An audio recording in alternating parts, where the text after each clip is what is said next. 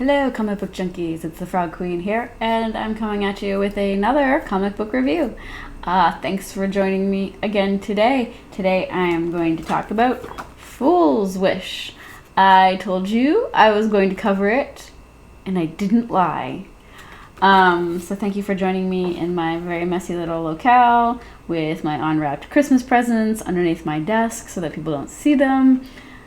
And, complete with vape juice and all the other trash that's collecting behind my second desk. I got two desks, so they're like adjoined or whatever. I got a mobile desk and then this desk.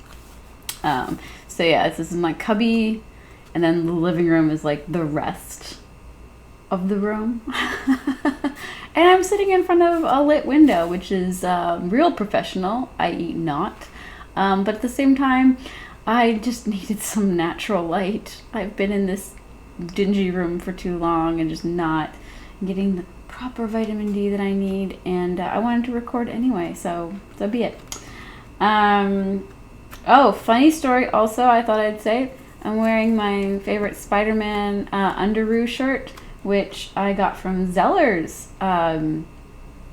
probably 20 years ago, back before you couldn't just find comic book themed t-shirts for women, so I would buy them in the kids section of like Zellers and Kmart. And this was underoos. It came with underwear. It was for boys, but it's too short, so I always wear a shirt underneath it because otherwise you get like Pop Top City and no, thank you. Anyway, thought I'd share that. Yeah. Anyway. This is Shawn Kuruneru, saying it right this time, his latest book, Fool's Wish. Now, I think there is going to be a sequel to this one.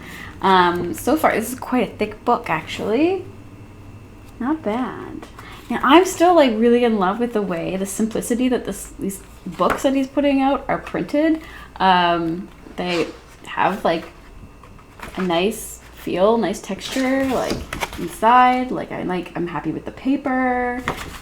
He's charging $20 for this one. It's a bit bigger than, it's about the amount of pages of the first two Burn Man books combined. I really like it. And I was like, where did he get these printed? Well, they were printed in Pittsburgh, Pennsylvania. Cool. I'm gonna keep that in mind. I'm always looking for cool places within North America to print, and I just like the binding and everything on this. I think it's really well done. Anyway, enough of my business talk. Of course, it's another black and white, and I'm in love with black and white comics. I always have been, I was he's long gone. Big fan of Krepex, and stuff like that, older black and white comics, and I still always love black and white comics to this day. I read so much manga, so look how beautiful. So anyways, this story is a Japanese story, of course. It's in English, written in English, and it's actually kind of like a cautionary sort of folklore tale. So I'll read from the back, and then I'll kind of give you my breakdown. The lives of two samurai brothers change forever when an old tree with a mysterious power to grant wishes becomes a gateway to chaotic realms beyond time and space. Inspired by Eastern landscapes, Asian folktales, and surreal imagery, Fool's Wish is a fantasy horror story about disrupting the natural order to obtain your greatest desires, which is really cool. And I think similar to kind of tales that we were familiar with, especially The Monkey's Paw, for instance, Wishes Going Awry, except there's an interesting supernatural spin to this one that I think you'll very much enjoy, which kind of gives that snake purpose. And I'm a really big fan of this cover. I love the simplicity of it. I really like these logos, I guess, title headers that he's doing. I really like the way it's drawn. Yeah. It actually kind of reminds me of like Windhand or something, the band Windhand, like their cool titles, and like some other like stoner rock albums that I really love. They kind of have like that going for them. Really big fan of this green. I don't know, I'm a big fan. It's a really easy read. Unlike Burn Man, this is a very linear story. It's very easy to follow. It does go back and forth between time a little bit, but it's very easy to figure out what's going on.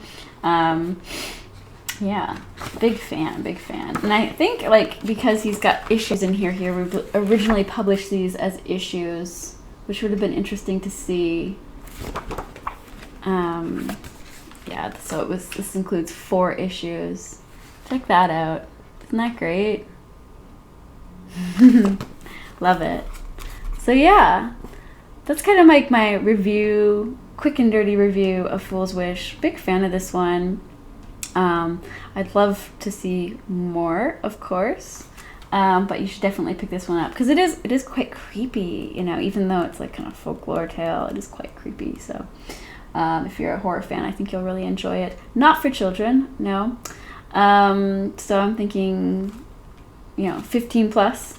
I think teenagers can handle a book like this, of course. Like I feel like today's parents might be a little like overly sensitive maybe to what teenagers can and can't. I don't know, I guess it depends. I think my generation have raised like more well-adjusted children, I think, but some of the new generation having children right now, wow, helicopter parent, what? Creepy. Like I know some people who won't let their kids do anything or see anything, and I'm just like, okay, they're gonna see violence. It's out there on the freaking street, but anyway. Go to school, violence, like, anyway. This one, I think teenagers, fine, but I wouldn't give it to anybody particularly young, but it's very good. I love it.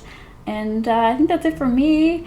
As always, guys, you can check out my website, thefrogqueen.com, as I am writing reviews again, so I'll be posting over the holidays. And I hope everybody has a Merry Christmas. I think I will. I'm having a very low-key Christmas. I'm not doing much.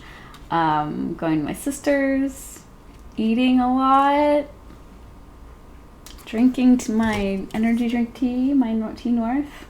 That's about it. Reading a lot of comics. Hopefully I get some for Christmas. We'll see. All right. Until next time, guys. Read something good. Bye.